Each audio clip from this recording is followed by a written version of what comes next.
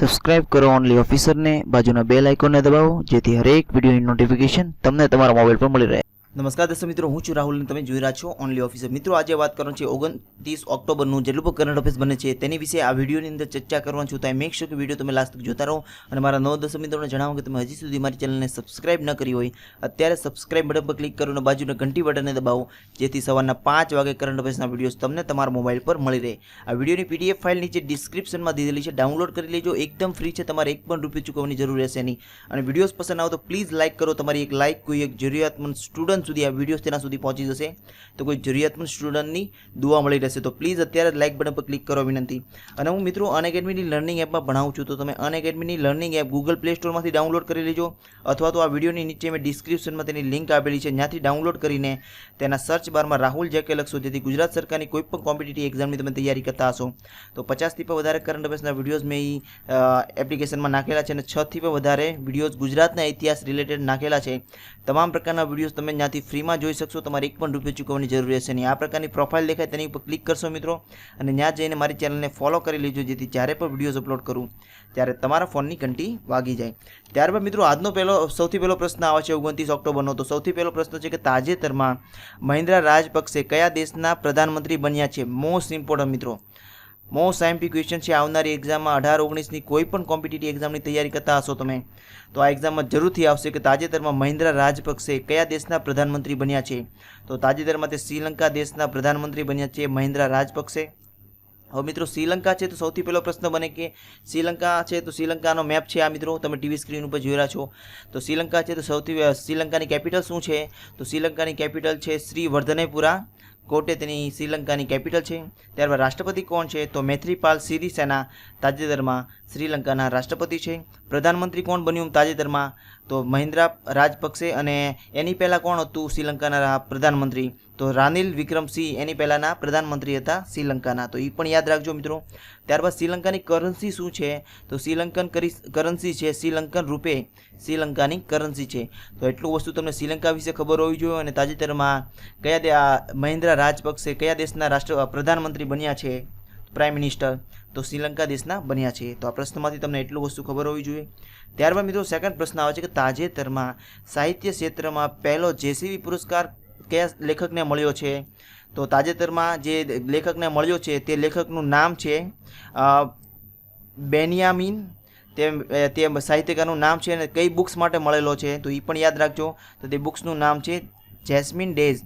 ફરીથી બોલું છું મિત્રો, તાજેતરમાં જે જેસીબી પુરસ્કાર મળેલો છે સાહિત્ય ક્ષેત્રે તે સાહિત્યકારનું નામ છે બેન્યામિન, તે સાહિત્યકારનું નામ છે અહીં જો લખું છું મિત્રો યાદ રાખજો બેન્યામિન, તે સાહિત્યકારનું નામ છે અને કઈ બુક્સ માટે મળેલો છે? તો જેસ્મિન ડેસ બુક માટે મળેલો છે। આ એક મલયાલમ સાહિત્યકાર છે, લેખક છે, એ પણ યાદ રાખજો મિત્રો આ બેન્યામિન।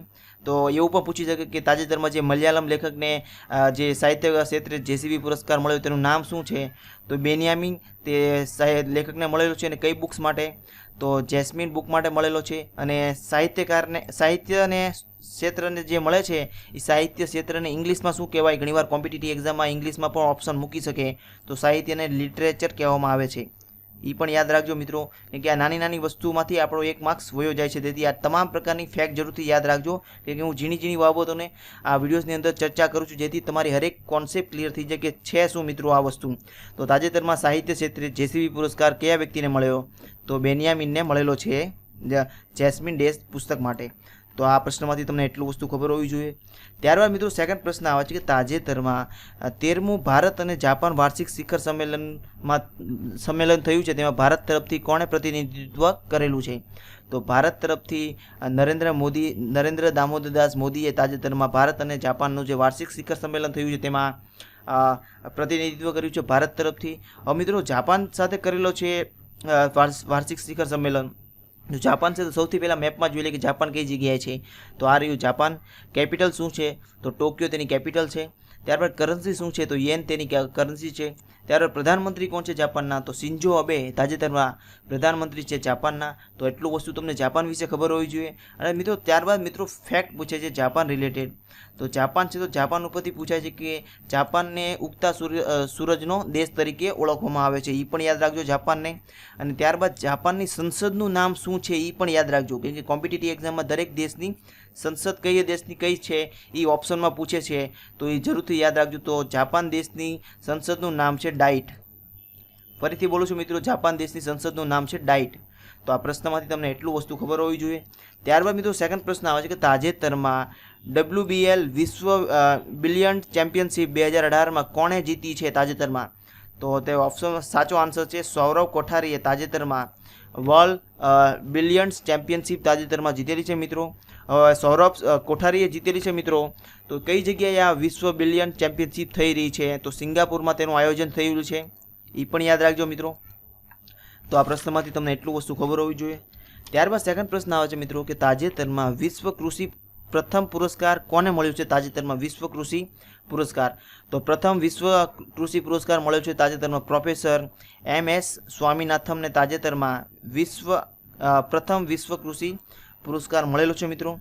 હવે MS સ્વામીનાથન છે કોણ મિત્રો? તો એક વૈજ્ઞાનિક છે અને આને હરિત ક્રાંતિના જનક તરીકે પણ ઓળખાય છે. મોસ્ટ ઇમ્પોર્ટન્ટ ક્વેશ્ચન છે, આવનારી એક્ઝામમાં પૂછી શકે કે હરિત ક્રાંતિના જનક તરીકે કયો વ્યક્તિ ઓળખાય છે? તો M સ્વામીનાથન.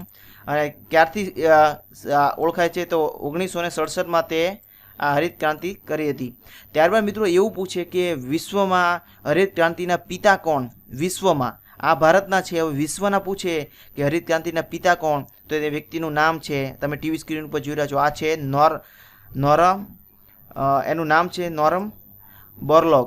તે વિશ્વ હરિત ક્રાંતિના પિતા તરીકે ઓળખાય છે વર્લ્ડમાં. અને ભારતમાં છે MS સ્વામીનાથન છે મિત્રો. ત્યારબાદ મિત્રો સેકન્ડ પ્રશ્ન મિત્રો હજી એક પ્રશ્ન પૂછાઈ શકે છે કે આ ઇન્ડિયામાં જે ચિપકો આંદોલન થયું હતું મિત્રો, ચિપકો આંદોલન, એ ચિપકો આંદોલનના જનક કોણ છે? તો એ પણ યાદ રાખજો. તો ચિપકો આંદોલનના જનક છે સુંદરલાલ બહુગુણ.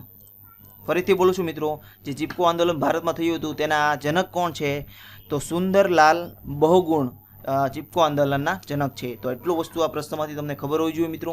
ત્યારબાદ મિત્રો સેકન્ડ પ્રશ્ન આવે છે કે તાજેતરમાં 2018માં મિસ ગ્રેટ ઇન્ટરનેશનલનો પુરસ્કાર કોણે જીતેલો છે તાજેતરમાં 2018માં? તો તે વ્યક્તિનું નામ છે મીનાક્ષી ચૌધરી, જે ભારતની છે. તેના તાજેતરમાં મિસ ગ્રેટ ઇન્ટરનેશનલનો પુરસ્કાર તાજેતરમાં જીતેલો છે મિત્રો. હવે મિસ ગ્રેટ ઇન્ટરનેશનલ છે તો તાજેતરમાં કઈ જગ્યાએ થયેલી છે? યજમાન દેશ કયો હતો આનું આયોજન કરનાર? તો તે દેશનું નામ છે મ્યાનમાર. તે દેશ દ્વારા મિસ ગ્રેટ ઇન્ટરનેશનલનું આયોજન કરવામાં આવ્યું હતું અને તાજેતરમાં ભારતની કઈ વ્યક્તિ જીતેલી છે?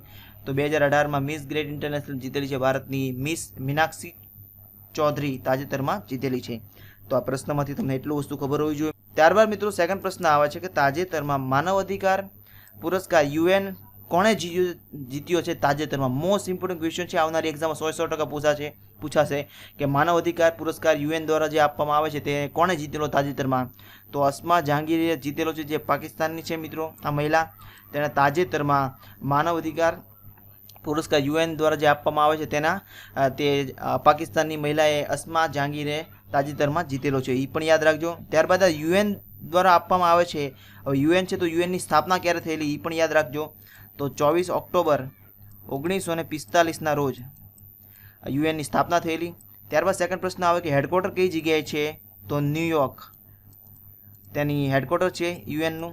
ત્યારબાદ સેકન્ડ પ્રશ્ન બને કે આમાં કેટલા દેશોનો સમાવેશ થાય છે? તો 197 દેશોનો સમાવેશ થાય છે. અને આના ચીફ સેક્રેટરી કોણ છે એ પણ યાદ રાખજો UNના. તો આના ચીફ સેક્રેટરી છે મિત્રો એન્ટોનિયો ગુટેરીસ. ફરીથી બોલું છું મિત્રો, તમે ટીવી સ્ક્રીન ઉપર જોઈ રહ્યો છો, આ છે UNના જે ચીફ સેક્રેટરી, તેનું નામ છે એન્ટોનિયો ગુટેરેસ, તેનું ફૂલ ફોર્મ છે. ત્યારબાદ મિત્રો આટલું આ પ્રશ્નમાંથી તમને ખબર હોવી જોઈએ મિત્રો. કાલના વિડીયોના પ્રશ્ન હતા કે ડ્રાઇવિંગ લાયસન્સ કઈ કલમનો નિર્દેશ કરે છે? તો મોટર MC એક્ટ ક 3માં ડ્રાઇવિંગ લાયસન્સનો ઉલ્લેખ કરવામાં આવ્યો છે. ત્યારબાદ સેકન્ડ પ્રશ્ન આવે છે કે વાહન ચલાવવાની બાબતમાં વય મર્યાદા કેટલી છે? તો 16 વર્ષની વય મર્યાદા છે. ત્યારબાદ સેકન્ડ પ્રશ્ન છે કે લર્નિંગ લાયસન્સ આપવાની જોગવાઈ કઈ કલમમાં છે? તો કલમ 8માં દર્શાવેલું છે મિત્રો. તો આ ત્રણેય ક્વેશ્ચનનો આન્સર ઘણા બધા સ્ટુડન્ટે આનો સાચો આન્સર આપેલો છે મિત્રો. તો થેન્ક યુ સો મચ મિત્રો. આવી રીતના ફીડબેક કરતા રહેજો જેથી મને પણ વધારે મોટિવેશન મળે અને તમારી માટે નોન સ્ટોપ ડેઈલી કરંટ અફેર્સના વિડીયોઝ તમારી માટે લાવતો રહો. એકદમ ફ્રી, તમારે એક પણ રૂપિયા ચૂકવવાની જરૂર રહેશે નહીં.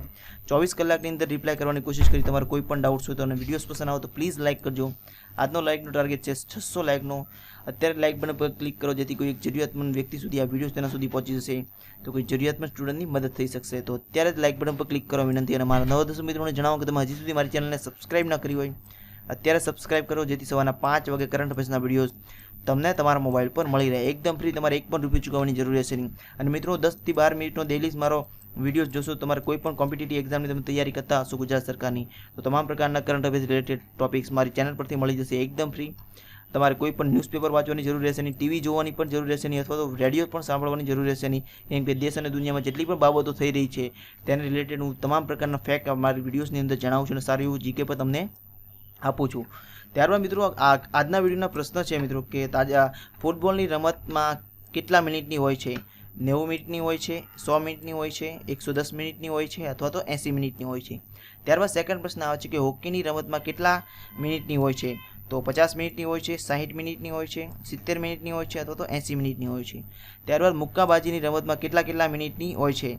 તો 3 મિનિટની હોય છે, 4 મિનિટની હોય છે, 5 મિનિટની હોય છે અને 6 મિનિટની હોય છે. તો આ ત્રણેય ક્વેશ્ચન આન્સર તમારે નીચે કોમેન્ટ બોક્સમાં લખીને મને મોકલવાનું છે. 24 કલાકની અંદર રિપ્લાય કરી મિત્રો. અને તમારો વિડીયોઝ પસંદ આવે તો પ્લીઝ લાઇક કરજો. તમારી એક લાઇક કોઈ એક જરૂરિયાતમંદ સ્ટુડન્ટ સુધી આ વિડીયોઝ તેના સુધી પહોંચી જશે, તો કોઈ જરૂરિયાતમંદ સ્ટુડન્ટની મદદ થઈ શકશે. તમારો કિંમતી સમય આપીને મારો વિડીયો જોવા માટે ધન્યવાદ. હું આશા કરું કે તમારો દિવસ આજનો ખૂબ જ સરસ જાય. Thanks for watching the video.